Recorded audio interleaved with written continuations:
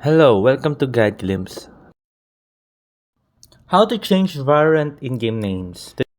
So first thing, I want you to type in Riot in your browser. And after you type Riot in your browser, click on this one, account. Then sign in.